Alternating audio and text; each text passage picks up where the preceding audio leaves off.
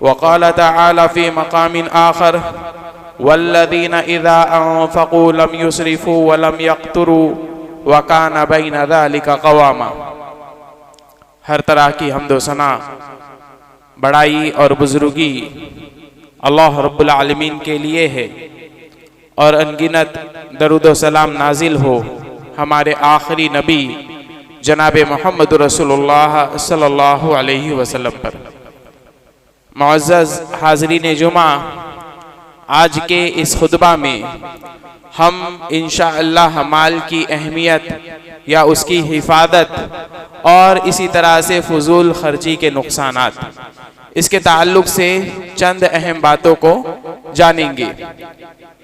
اللہ رب العالمین نے ہمارے اوپر بے شمار انعامات اور احسانات کیے ہیں۔ اللہ رب العالمین کا سب میں بڑا احسان اور سب میں بڑا انعام، جس کا شکر ہمارے اوپر ہر حال میں واجب اور ضروری ہے، وہ یہ ہے کہ اللہ رب العالمین نے ہمیں مسلمان بنایا۔ اللہ رب العالمین کا یہ انعام، اگر آپ اس کا جتنا شکر، ویسے تو اللہ کی کسی نعمت کا ہم شکر ادا کر ہی نہیں سکتے، لیکن اسلام جو اللہ رب العالمین نے نعمت دی ہے، اگر آپ اس کا شکر اور اس کی اہمیت کو اگر ایک بندہ سمجھ جائے تو وہ اسلام کی تعلیمات پر عمل کرنا کبھی بھی نہ چھوڑے۔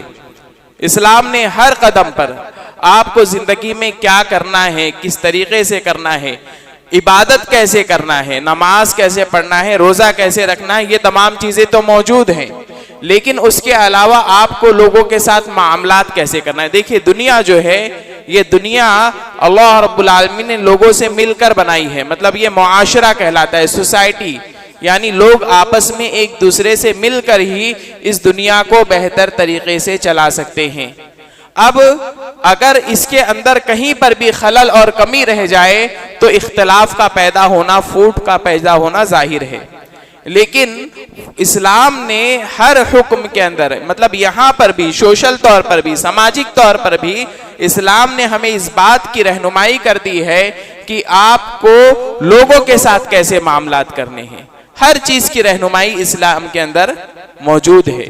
تو جہاں اسلام نے ساری چیزوں کی طرف رہنمائی کی ہے، وہیں اسلام نے آپ کا تعلق مال کے ساتھ کیسا ہونا چاہیے، اس بات کی بھی وضاحت کی ہے کہ آپ مال، یعنی ایک آدمی جو دنیا کی زندگی گزارنے کے لیے جس کی چیز کو حاصل کرتا ہے، تو اس کا تعلق اس کے ساتھ ایک مسلمان کا یا ایک بندے کا تعلق کیسا ہونا چاہیے۔ تو سب میں پہلی چیز اسلام اس بات کی طرف رہنمائی کرتا ہے کہ مال کے ساتھ آپ کا تعلق بس اس طریقے سے ہو کہ اللہ رب العالمین نے اسے دنیاوی زندگی گزارنے کا ذریعہ بنایا ہے۔ مال یہ اصل چیز نہیں ہے کہ ایک آدمی اللہ کے حقوق، بندوں کے حقوق کو چھوڑ کر کے مال کو ترجیح دینے لگے، مال کو پرائرٹی دینے لگے۔ کئی مرتبہ ایسا آپ دیکھیں گے کہ ایک آدمی ہے جو مال کے حصول کے لیے اللہ کی عبادت کو چھوڑ دیتا ہے، ایک آدمی ہے جو مال کے حصول کے لیے، مال کی خاطر اپنے والدین کے حقوق کو بھول جاتا ہے، اپنے بیوی بچوں کے حق کو بھول جاتا ہے۔ تو مال کے ساتھ آپ کا کیسا تعلق ہو، اس بات کی طرف بھی اسلام نے مکمل طور سے رہنمائی کی ہے۔ اسی طریقے سے اور ایک چیز جانیں کہ مال یا اس کے علاوہ دوسری جتنی بھی نعمتیں ہیں، ساری چیزوں کے بارے میں اللہ رب العالمین قیامت کے روز سوال کرنے والا ہے۔ ہر نعمت آدمی سے اس چیز کے بارے میں سوال کیا جائے گا، اور مال کو بھی اللہ رب العالمین نے ایک نعمت قرار دیا ہے۔ مال کو بھی اللہ رب العالمین نے ایک نعمت قرار دیا ہے۔ ایک دفعہ کا واقعہ ہے، آج ہم کتنا خوشحالی کی زندگی بسر کرتے ہیں، ہم میں کا ایک معمولی انسان بھی وہ ایک بہتر زندگی بسر کر رہا ہے اگر آج کے زمانے میں دیکھا جائے۔ اللہ کے دنیاوی اعتبار سے میں بات کر رہا ہوں، دنیاوی اعتبار سے میں بات کر رہا ہوں کہ دنیاوی اعتبار سے بھی ایک آدمی، ایک معمولی انسان بھی بہت اچھی زندگی بسر کر رہا ہے۔ رسول اکرم صلی اللہ علیہ وسلم کا واقعہ دیکھیں کہ اللہ کے رسول صلی اللہ علیہ وسلم اور صحابہ اکرام کو ذمہ داری کا کس طریقے سے احساس تھا کہ اللہ رب العالمین ہمیں جو بھی نعمت عطا کرتا ہے ہر نعمت کے بارے میں اللہ رب العالمین سوال کرنے والا ہے۔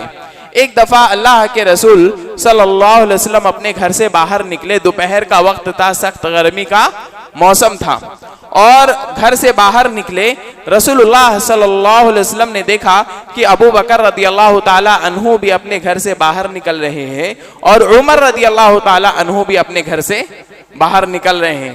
تینوں کون ہیں؟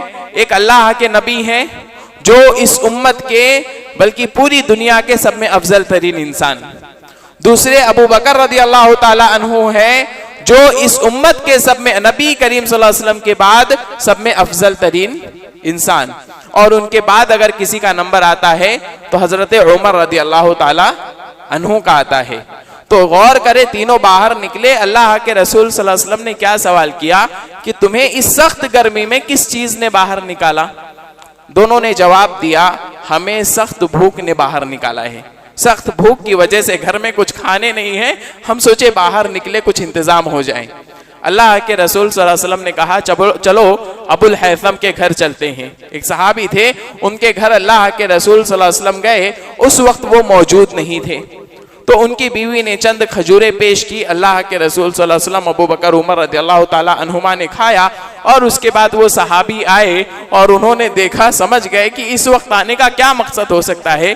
وہ فوراً جاتے ہیں، اپنی ایک بکری ذبح کرتے ہیں اور اسے پکاتے ہیں اور لا کر کے اللہ کے رسول صلی اللہ علیہ وسلم اور دونوں صحابیوں کی خدمت میں پیش کرتے ہیں۔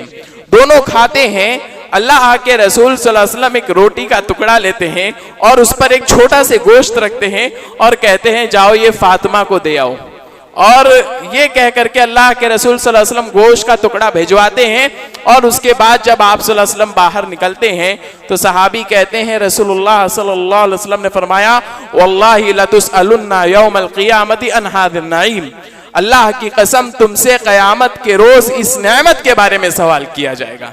آپ غور کریں، کیا کوئی بڑی، آج کے اعتبار سے اگر ہم دیکھیں کیا کوئی بڑی چیز تھی؟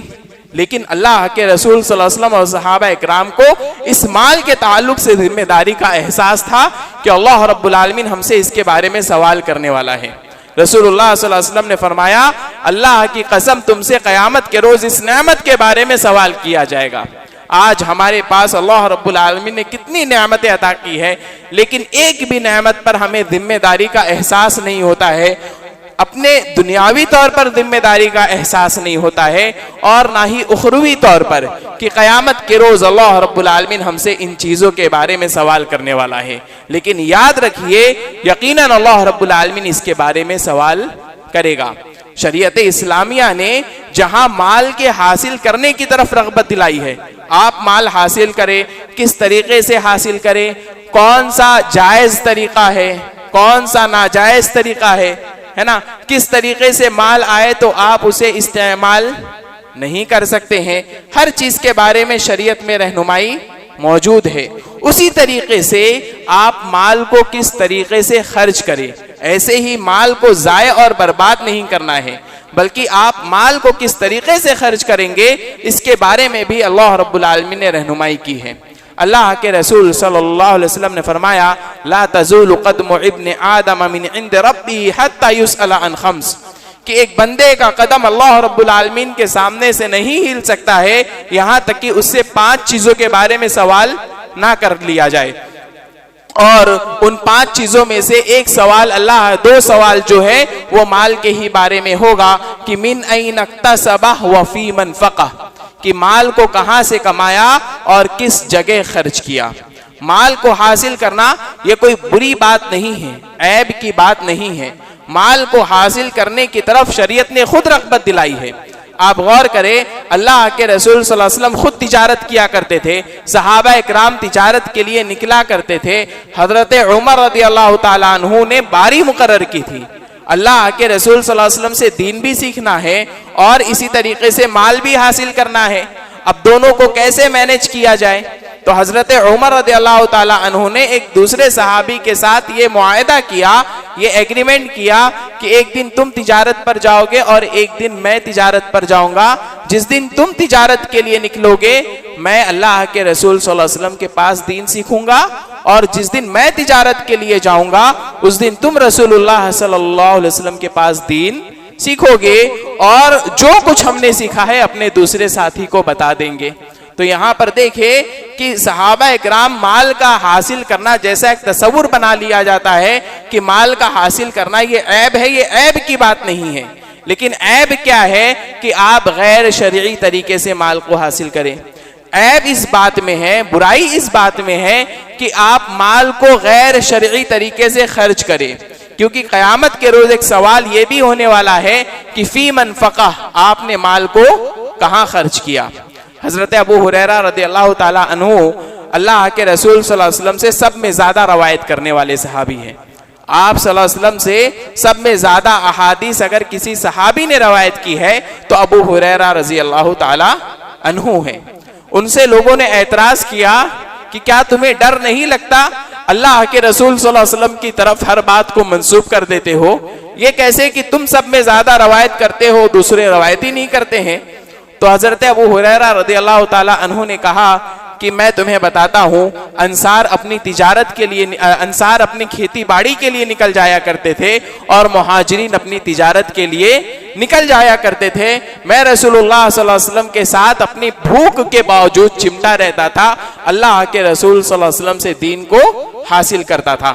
یہاں پر بتانے کا مقصد یہ ہے کہ صحابہ اکرام مال کے حصول کے لیے نکلا کرتے تھے، لیکن حاصل کرنے میں جس طریقے سے ہمیں شریعت کا لحاظ کرنا ہے اسی طریقے سے خرچ کرنے میں بھی ہمیں شریعت مکمل طور سے رہنمائی کرتی ہے۔ مال کے خرچ کرنے کے شریعت نے 4 طریقے بتائے ہیں، اس میں سے ایک طریقہ جائز ہے اور 3 طریقے ناجائز ہیں۔ مال جو ہم خرچ کرتے ہیں 4 طریقہ اگر ہم دیکھیں تو 4 طریقہ ہمیں ملتا ہے، جس میں سے ایک طریقہ جائز ہے، 3 طریقہ جائز نہیں ہے۔ جائز طریقہ کون سا ہے؟ جائز طریقہ یہ ہے کہ آپ انفاق کریں۔ انفاق کا معنی ہے مال کو خرچ کرنا۔ قرآن کریم میں اور احادیث میں لفظ انفاق آپ کو ملے گا، یعنی خرچ کرنا۔ خرچ کرنا کس طریقے سے؟ تو 2 طریقے سے مال کو خرچ کیا جاتا ہے۔ پہلا طریقہ یہ ہے کہ آپ مشہور ہے نا، انفاق فی سبیل اللہ، اللہ کے راستے میں للہ خرچ کرنا، اللہ کے راستے میں خرچ کرنا، مسجد کے لیے، مدرسے کے لیے، غریبوں کے لیے، مسکینوں کے لیے، اس پر اجر اور ثواب دیا جاتا ہے۔ دوسرا انفاق کا طریقہ جو کہ جائز ہے بلکہ واجب ہوتا ہے کئی مرتبہ، اور وہ اس پر اللہ رب العالمین اجر اور ثواب دیتا ہے۔ وہ کیا ہے؟ آپ مال کمانے کے لیے نکلتے ہیں، مال حاصل کرتے ہیں، اس مال کو لاتے ہیں، اپنے بیوی کے خرچ میں لگاتے ہیں، بیوی کی ضروریات کو پوری کرتے ہیں، والدین کی ضرورتوں کو پورا کرتے ہیں، آپ کے بچوں کی تعلیم میں خرچ کرتے ہیں۔ جائز طریقے سے آپ ان پر جو مال خرچ کرتے ہیں اپنے اوپر خرچ کرتے ہیں، یہ سب کے سب کیا ہے؟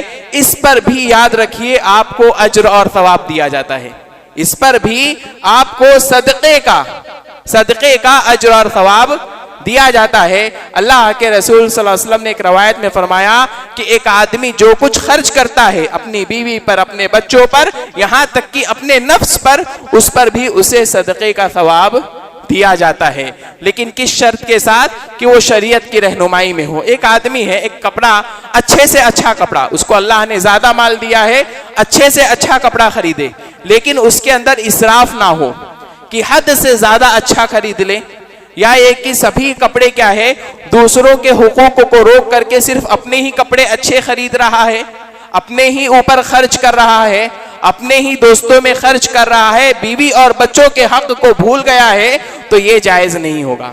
لیکن اگر وہ اپنے اوپر بھی خرچ کرتا ہے، کبھی دوستوں کو بھی کھلاتا ہے، اور اسی طریقے سے کبھی اپنے بیوی اور بچوں کے جو واجب حق بنتے ہیں ان پر بھی وہ خرچ کرتا ہے، ان کی تعلیم میں خرچ کرتا ہے، ان کی ایجوکیشن کے لیے خرچ کرتا ہے، اس پر بھی اس بندے کو اجر اور ثواب دیا جاتا ہے، اور وہ بھی صدقے کا ثواب دیا جاتا ہے۔ اللہ کے رسول صلی اللہ علیہ وسلم نے فرمایا حتی اللقمۃ تدعوها فی فی امراتک، یہاں تک کہ وہ لقمہ جو تم اپنی بیوی کے منہ میں رکھتے ہو اس پر بھی تمہیں اجر اور ثواب دیا جاتا ہے۔ تو انفاق کا یہ طریقہ ہے کہ آپ اللہ کی راہ میں خرچ کریں یا اپنے والدین پر، اپنی بیوی پر، اپنے بچوں پر، ان پر جو خرچ کرتے ہیں اس پر بھی آپ کو پورا پورا اجر اور ثواب ملتا ہے۔ دوسرا خرچ کرنے کا طریقہ جو کہ جائز نہیں ہے وہ ہے مال کے اندر بخیلی کرنا، تقتیر کرنا۔ اس سے اللہ رب العالمین نے منع کیا ہے اور یہ مومنوں کی علامت نہیں ہے۔ مومنوں کی علامت اللہ رب العالمین نے بیان فرمائی، والذین اذا انفقوا لم یسرفوا ولم یقتروا وکان بین ذلک قواما، کہ جو لوگ جب مال کو خرچ کرتے ہیں تو نہ حد سے زیادہ کرتے ہیں نہ ہی کم کرتے ہیں، بلکہ درمیانی طور سے خرچ کرتے ہیں۔ آپ کو اپنے بچوں کی تعلیم دینا ہے، آپ یہ سوچیں اگر میں اس کو پڑھاؤں گا تو پتہ نہیں آگے چل کر کے کیا ہوگا، اس لیے آپ اس کی تعلیم بند کر دیں، یہ بخیلی ہے، یہ جائز نہیں ہے۔ اسی طریقے سے کوئی آدمی کہے اپنی بیوی کو کہ اتنا قیمتی لے کر کے کیا کبھی ایک مانگ لے، یا کبھی ایسا ہو، ایسا نہیں کہ ہمیشہ ہی مطالبہ ہو، کبھی ایسا خوشی کا موقع ہو، یا اسی طریقے سے آدمی اپنے لیے کچھ اچھا لینا چاہے لیکن کہے کہ میں مال موجود ہے، ساری چیز موجود ہے، عید کا موقع ہے، اللہ کے رسول صلی اللہ علیہ وسلم خود نیا کپڑا پہنا کرتے تھے، ایک آدمی کہے نہیں میں فضول خرچ نہیں کروں گا اور یہ سوچ کر کے عید کے موقع پر بھی خود کا کپڑا نہ لے، یہ کیا ہے؟ یہ بخیلی کہلاتی ہے کہ جو جگہیں جائز ہے، جہاں پر خرچ کرنا چاہیے وہاں پر بھی وہ آدمی مال کو خرچ نہ کرے تو یہ جائز اور درست نہیں ہے۔ اور ان لوگوں کو یہ یہودیوں کی صفت اللہ رب العالمین نے بیان فرمائی ہے۔ یہ یہودی کیا کہتے تھے؟ ید اللہ مغلولہ، کہ اللہ کے ہاتھ بندھے ہوئے ہیں۔ اللہ رب العالمین نے فرمایا بل غلت ایدیہم، بلکہ ان کے ہاتھوں کو ہی اللہ رب العالمین نے باندھ دیا ہے۔ تو یہ مال خرچ کرنے کی دوسری شکل ہے جو کہ بخیلی کہلاتی ہے۔ تیسری شکل مال خرچ کرنے کی ہے اسراف کرنا۔ اسراف کا معنی یہ ہے کہ جائز جگہوں میں حد سے زیادہ مال کو خرچ کرنا۔ جائز جگہوں میں، جو جائز جگہ ہوتی ہے جیسے کھانا بنانا ہے، کپڑا پہننا ہے، ان جگہوں پر حد سے زیادہ مال کو خرچ کرنا۔ کئی مرتبہ گھر میں عورتیں کیا کرتی ہے کہ 4 لوگ ہیں کھانے والے، 6 اور 8 لوگوں کا کھانا بن گیا ہے نا، ہمیشہ یہ چیز چل رہی ہے کہ روزانہ کھانا پھینکنا پڑ جاتا ہے۔ یہ کیا ہے؟ یہ اسراف ہے۔ گرچہ کھانا بنانا، کھانا کھانا جائز ہے لیکن آپ اس کو حد سے زیادہ کر رہے ہیں، حد سے زیادہ آپ کر رہے ہیں، تو یہ اسراف ہے۔ بچوں کو تفریح کے لیے نکلنا یہ مستحب ہے، بچوں کو کھلانے گھمانے کہیں آپ لے جاتے ہیں، اچھی چیز ہے، لیکن اس میں حد سے زیادہ ہو کہ دوسرے غریبوں کا حق چلا جائے اور آپ ایک ہی جگہ پر دیکھیں تو یہ چیز کیا ہے؟ یہ اسراف ہے، یہ جائز اور درست نہیں ہوتا ہے۔ اسراف کا معنی یہ ہے کہ جائز جگہوں میں حد سے آگے بڑھ جانا، اور یہ بہت خطرناک چیز ہے۔ پچھلی قوموں کو اللہ رب العالمین نے اسی اسراف کی وجہ سے ہلاک کیا کہ جائز جگہوں میں وہ حد سے آگے بڑھ جایا کرتے تھے۔ ایک صحابی سعد رضی اللہ تعالی عنہ ایک بار وضو بنا رہے تھے، اللہ کے رسول صلی اللہ علیہ وسلم نے دیکھا کہ وہ پانی بہت زیادہ خرچ کر رہے ہیں، پانی بہت زیادہ گرا رہے ہیں۔ اللہ کے رسول صلی اللہ علیہ وسلم نے کہا ما ھذا الصرف یا سعد، اے سعد اتنا اسراف، اتنا پانی گرا رہے ہو؟ انہوں نے کہا اے اللہ کے رسول صلی اللہ علیہ وسلم کیا وضو میں بھی اسراف ہے؟ اللہ کے رسول صلی اللہ علیہ وسلم نے فرمایا نعم وَإِن كُنْتَ عَلَى نَهْرٍ جَارٍ، اگر تم بہتی ہوئی نہر پر بھی رہو تو اس سے اتنا ہی پانی لو جتنا تمہیں ضرورت ہے، اس سے زیادہ پانی لینا جائز اور درست نہیں ہے۔ کئی مرتبہ کیا ہوتا ہے، ہمارے ہاں تو زمین کا پانی آتا ہے، ہمارے ہاں تو کوئی بل نہیں بھرنا ہوتا ہے، تو ہم جتنا چاہے خرچ کریں۔ کہیں پر بھی اگر آپ ضرورت سے زیادہ خرچ کرتے ہیں وہ اسراف کہلاتا ہے، وہ جائز اور درست نہیں ہوتا ہے۔ اسی طرح سے صحابہ اکرام یہ کہا کرتے تھے کہ اسراف اگر آپ کسی جائز جگہ میں حد سے زیادہ خرچ کرتے ہیں تو یہ اسراف ہے، اور اگر حرام جگہ پر آپ معمولی سا بھی خرچ کرتے ہیں تو یہ تبذیر ہے۔ اللہ رب العالمین نے فرمایا وَلَا تُبَذِّرْ تَبْذِيرًا إِنَّ الْمُبَذِّرِينَ كَانُوا إِخْوَانَ الشَّيَاطِينَ، کہ مال کے اندر تبذیر نہ کرو، بے شک تبذیر کرنے والے یہ شیطان کے بھائی ہیں۔ یہ تبذیر کیا ہے؟ یہ مال خرچ کرنے کی چوتھی شکل ہے۔ پہلی شکل ہم نے دیکھا انفاق، یعنی اللہ کے راستے میں خرچ کرو یا اپنے گھر والوں پر خرچ کرو، سب پر آپ کو اجر اور ثواب ملے گا۔ دوسرا تقتیر یعنی بخیلی کرنا، کنجوسی کرنا۔ تیسرا مال کو جائز جگہ میں حد سے زیادہ خرچ کرنا۔ اور چوتھا ہے تبذیر، یعنی مال کو حرام جگہ میں خرچ کرنا، چاہے وہ 1 روپیہ ہی کیوں نہ ہو۔ 1 روپیہ اگر ایک آدمی حرام جگہ پر خرچ کرتا ہے وہ تبذیر ہے، اور ایسا کرنے والوں کو اللہ رب العالمین نے شیطان کے بھائی کہا ہے۔ اس کی ایک مشہور مثال ہم لے لیں، ایک آدمی کہے میں تو 5 روپے یا 10 روپے کی صرف سگریٹ پیتا ہوں، روزانہ اگر وہ پی رہا ہے تو وہ کیا ہے؟ وہ تبذیر ہے، اور ایسے لوگوں کو اللہ رب العالمین نے شیطان کے بھائی کہا ہے۔ شیطان کے بھائی کہا ہے کہ یہ شیطان کے بھائی ہے۔ اس کا معنی ہم دیکھیں گے آگے کہ شیطان کے بھائی کس طریقے سے ہیں۔ یہاں پر یہ مال خرچ کرنے کی چوتھی شکل ہے۔ اب اس کی اہمیت یا اس کی گمبھیرتا کہہ سکتے ہیں کہ گمبھیرتا دیکھیے کہ کتنا خطرناک یہ عمل ہے مال کے اندر تبذیر کرنا۔ آپ فضول جگہ پر مال کو خرچ کریں۔ شرعی اگر حکومت ہو، اسلامی حکومت ہو، اور ایک آدمی روزانہ 10 روپے 15 روپے حرام جگہ پر مسلسل خرچ کرتا ہے، اور اس کے گھر والے جا کر کے قاضی کے پاس کہتے ہیں کہ قاضی صاحب ہمارا یہ بھائی روزانہ 15 روپے حرام جگہ پر خرچ کرتا ہے، قاضی کیا کرے گا؟ قاضی کہے گا تم مال کماؤ لیکن مال خرچ کرنے کا اب اختیار تمہیں نہیں ہے۔ اس سے مال کو خرچ کرنے کا اختیار چھین لیا جائے گا، اور گھر والوں کو کہا جائے گا جتنا مال یہ کماتا ہے سب تمہارے پاس رہے گا، تم اس کو روزانہ کا دیا کرو۔ یعنی اس سے خرچ کرنے کی صلاحیت قاضی چھین سکتا ہے، حاکم چھین سکتا ہے۔ یہ اتنا خطرناک عمل ہے، یہ دنیاوی طور پر۔ اخروی طور پر تو اللہ رب العالمین نے سیدھے ان لوگوں کو شیطان کے بھائی کہہ دیا ہے۔ تو حرام جگہ پر آپ معمولی سا بھی خرچ کرتے ہیں، یہ تبذیر ہے اور یہ جائز اور درست نہیں ہے۔ آئیے ہم اسراف، چونکہ اکثر لوگ اسراف کے شکار ہوتے ہیں، مال کے حلال جگہ پر فضول خرچ کرنے کے شکار ہوتے ہیں۔ اس کا سبب کیا ہوتا ہے؟ اس کا ایک بڑا سبب یہ ہوتا ہے کہ لوگ مال کا حکم کیا ہے شرعی طور پر اسے سمجھ نہیں پاتے ہیں۔ مال کو اللہ رب العالمین نے گھومنے والی چیز بنایا ہے۔ اللہ رب العالمین نے سورہ حشر میں فرمایا کَإْ لَا يَكُونَ دُولَةً بَيْنَ الْأَغْنِيَاءِ مِنْكُمْ، تاکہ یہ مال تمہارے مالداروں کے درمیان نہ گھومتا رہے۔ اس لیے کیا ہے، ہر جگہ پہنچنے کے لیے اللہ رب العالمین نے کئی سارے طریقے مقرر کیے ہیں کہ ہر آدمی کے پاس مال پہنچا کرے، صرف مالداروں کے درمیان ہی نہ گھومے۔ تو مال کو اللہ رب العالمین نے دولت کہا ہے۔ مال کو دولت بھی کہتے ہیں نا، دولت اس لیے کہتے ہیں کیونکہ یہ مال گھومتا ہے۔ آپ نے دیکھا ہوگا کئی لوگ ایسے ہوتے ہیں جو اتنا اسراف کرتے ہیں، اتنا فضول خرچ کرتے ہیں کہ ایک وقت آتا ہے، آپ نے خود اپنی آنکھوں سے دیکھا ہوگا کہ اچھا مالدار گھرانہ آج غربت کی زندگی بسر کر رہا ہے۔ کیوں؟ اسراف کی وجہ سے، مال کو فضول خرچ کرنے کی وجہ سے۔ اسی طرح سے جہنم میں جو لوگ جائیں گے، ان لوگوں کے جہنم میں جانے کا سبب اللہ رب العالمین نے سورہ واقعہ میں یہی بیان فرمایا کہ وہ لوگ مال کو فضول خرچ کیا کرتے تھے، مال میں اسراف کیا کرتے تھے، فضول خرچی کیا کرتے تھے۔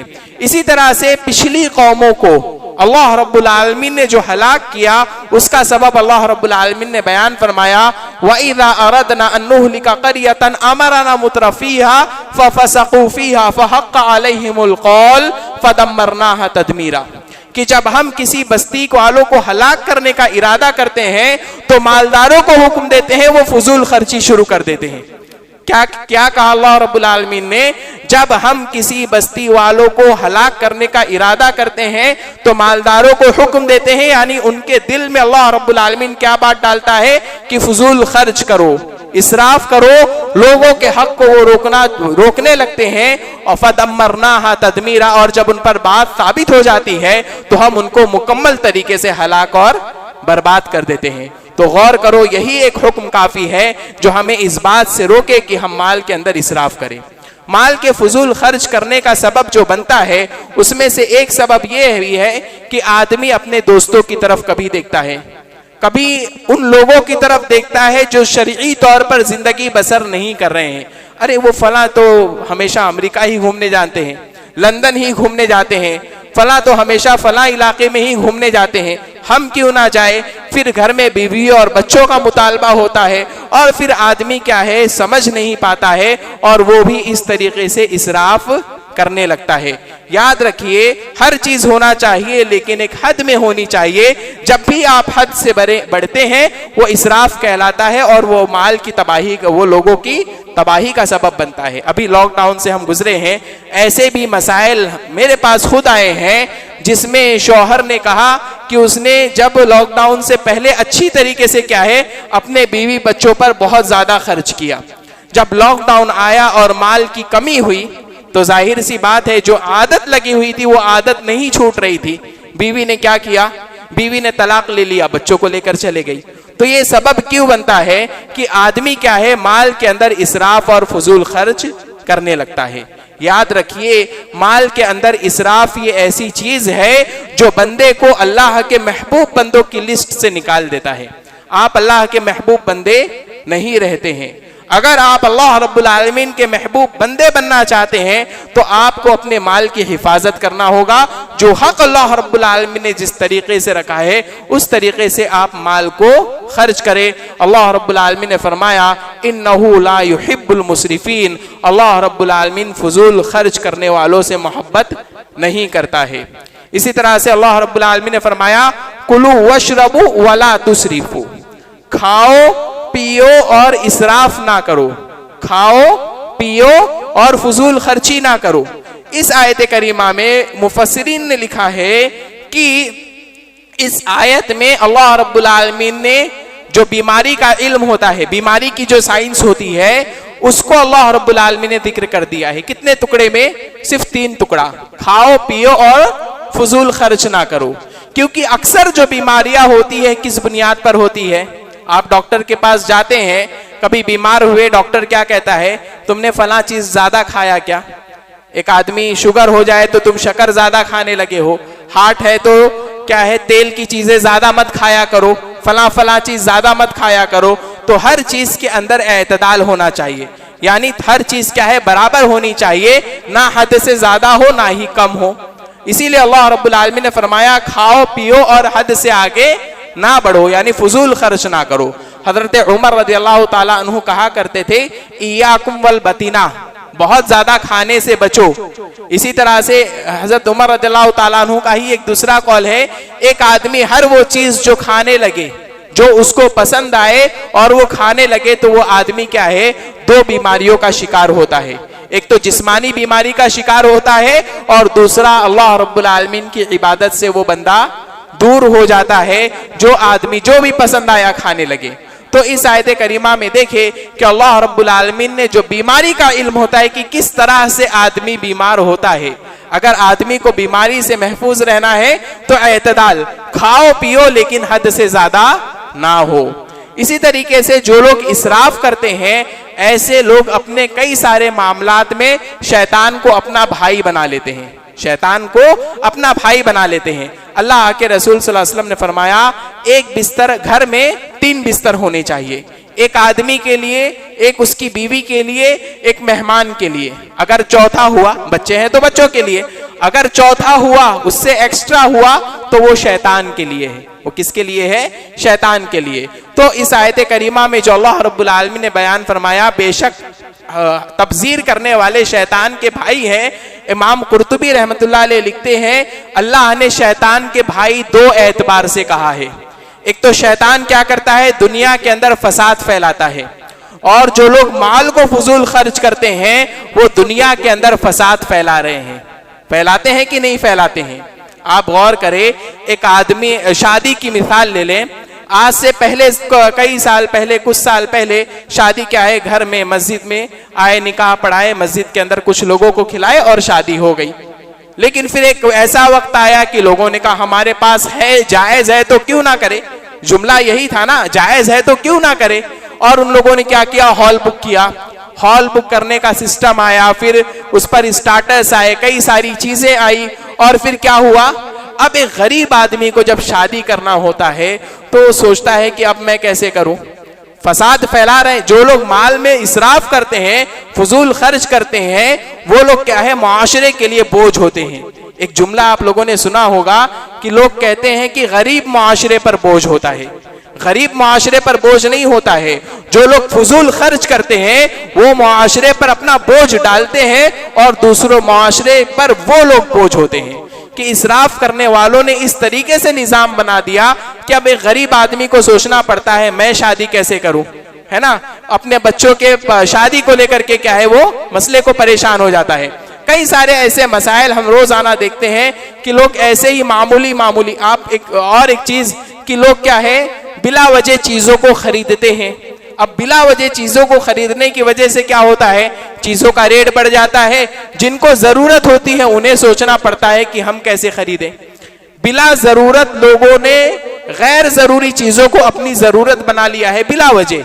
موبائل ہے, دوسری کئی ساری چیزیں ہیں, آرام کی چیزیں ہیں, ہے نا. لوگوں نے کیا ہے گھر میں ایڈورٹائز جو ہے, ایڈورٹائزمنٹس, یہ آخری بات ہوگی, ایڈورٹائزمنٹس جو ہوتے ہیں, جو اشتہارات ہمیں دکھائی جاتے ہیں, اس سے ہمیں ہوشیار رہنے کی ضرورت ہے. یہ کیا کرتے ہیں, آپ کے سامنے ایک چیز کو اس طرح سے بنا کر کے پیش کیا جاتا ہے کہ آپ اس کے بغیر رہ نہیں سکتے ہیں.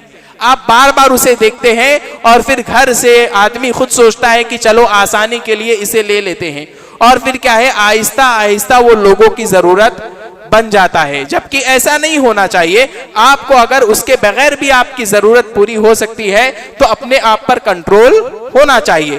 تو کئی مرتبہ ایڈورٹائزمنٹ سے بھی کیا ہے آدمی دھوکے میں آ جاتا ہے.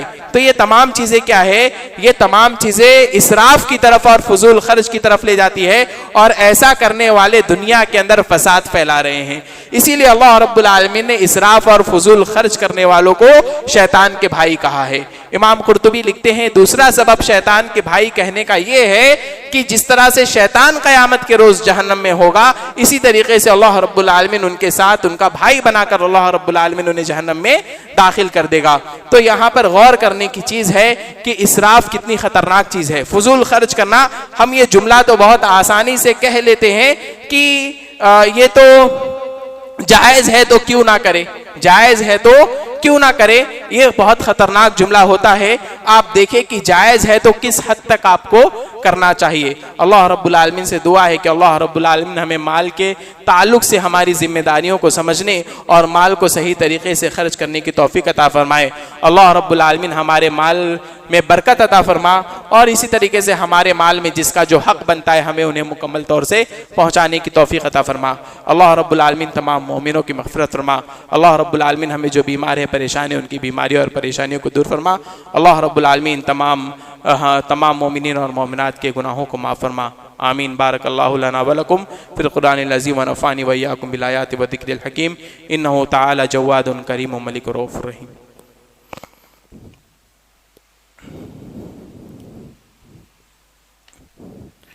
ان الحمد للہ نحمده ونستعینه ونستغفره ونعوذ باللہ من شرور انفسنا ومن سیئات اعمالنا. من يهده الله فلا مضل له ومن يضلل فلا هادي له واشهد ان لا اله الا الله واشهد ان محمدا عبده ورسوله. اما بعد فان خير الحديث كتاب الله وخير الهدي هدي محمد صلى الله عليه وسلم وشر الامور محدثاتها وكل محدثة بدعة وكل بدعة ضلالة وكل ضلالة في النار. ان الله وملائكته يصلون على النبي يا ايها الذين امنوا صلوا عليه وسلموا تسليما. اللهم صل على محمد وعلى ال محمد كما صليت على ابراهيم وعلى ال ابراهيم انك حميد مجيد. اللهم بارك على محمد وعلى ال محمد كما باركت على ابراهيم وعلى ال ابراهيم انك حميد مجيد. عباد الله رحمكم الله, ان الله يأمركم بالعدل والإحسان وإيتاء ذي القربى وينهى عن الفحشاء والمنكر والبغي يعظكم لعلكم تذكرون. اذكروا الله يذكركم وادعوه يستجب لكم ولذكر الله تعالى أكبر. واقيموا الصلاة.